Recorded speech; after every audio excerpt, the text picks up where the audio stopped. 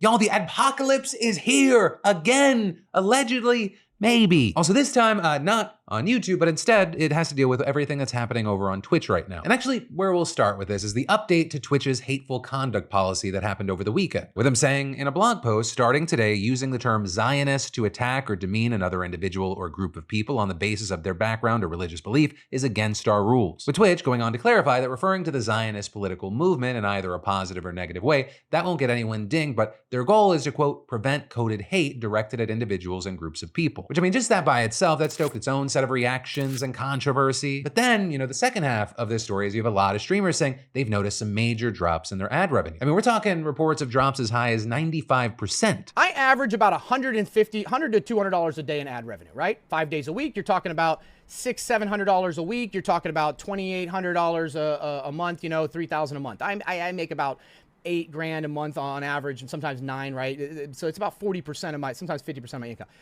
I'm averaging $15 in ad revenue. And so seemingly with people's wallets getting hit, this sparked a lot of conversation from some of the big names in the streaming world. And a number asking or hitting on why is this happening in the first place? With, for example, the likes of Ludwig talking about Asmongold. The genesis of this, as far as I can tell, is when Asmon got banned off of Twitch. Because you see, Asmon got banned after making some comments about Palestinian people, some very negative comments about Palestinian people. He got banned off of Twitch.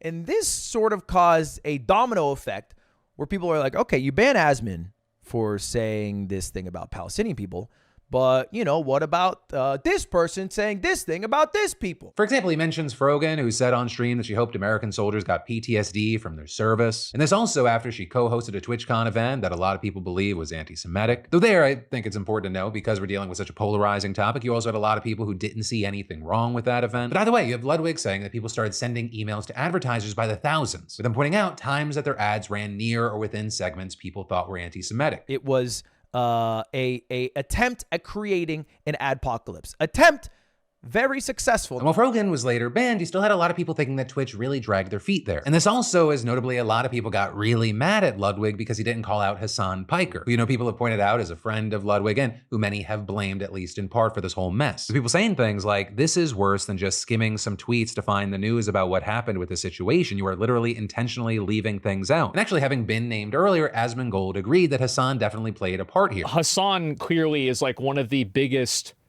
proponents of this. I would say he is the biggest proponent to a lot of the contention around the, quote, adpocalypse. He's the main reason why this is, like 90% of the examples that are being used are him. Like, or maybe not 90, it might be 80, 70%, but it's like the majority of all examples on the entire platform are all Hasan. So yeah, very clearly, this is the reason why it's happening. Now, you can say that it's unfair, but that's fine. That's okay. But you can't say it's not happening, or that's not the reason. And he also doubled down on that in his response to Ludwig's video, saying, a lot of this is because a lot of people just don't like Hasan. You know it, I know it, everybody knows it. Hasan has said a number of things over the years that sound really bad. I don't want to get into a big debate about whether they are bad or who was right, but we can all acknowledge that there's a lot of people that didn't like him, okay? A lot of people didn't like them. And people are using all of these examples to try to get advertisers to leave. That's the reason why. That's the main reason. So my situation might have made this bigger than it already was, but this was already happening before I even had any of, I never got suspended. I didn't have anything to do with this. Ethan Klein also jumping back into the mix, calling Ludwig out, saying he's sweeping this anti-Semitism issue under the rug. Ludwig, why did you even bother to make this video? You know what I mean? You don't have to talk about it if you're too cowardly to explain it. Or with Ethan bringing up when Hasan earlier this year interviewed a pro-Houthi Yemeni pirate, also criticizing Ludwig for how he talked about the Frogan incidents. This level of anti-Semitism is platformed on a main stage of TwitchCon in front of these sponsors. I mean, what the f do you expect, man? Don't blame the people sending emails. Blame Dan Clancy and his team of morons that did nothing to shield their ecosystem from this, especially considering they had so much time to learn from what happened to YouTube.